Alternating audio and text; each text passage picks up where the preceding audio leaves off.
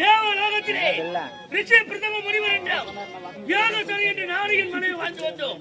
அங்கே எங்களால் புரட்சி செய்ய முடியாத காரணத்தினால் நாங்கள் 12 ஆண்டுக்கு ஒரு முறை பூலோகம் வருவது வழக்கம்.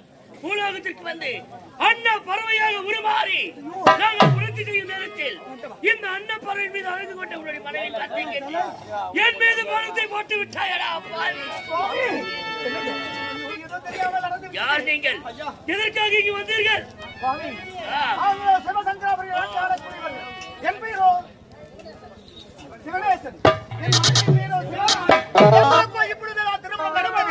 திருமணம் நடந்தவுடனே என் மனைவி திருமண பரிசாக என்ன வேண்டும் என்று கேட்டேன்.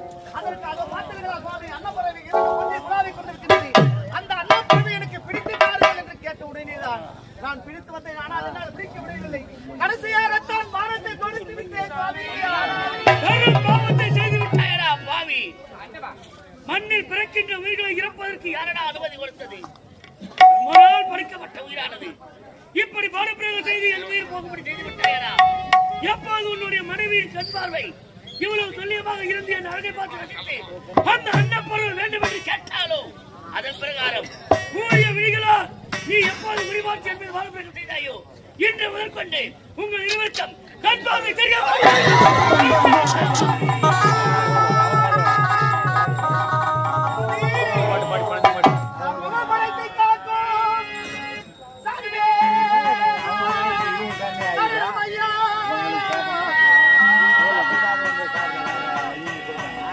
சர்வத்தையும் படைத்து காக்கும் சர்வேத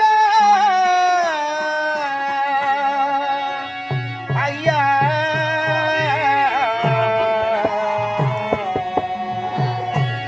சர்வமும் படைத்து காக்கும் சர்வேத சரணமையா மர்வன மலைய வந்த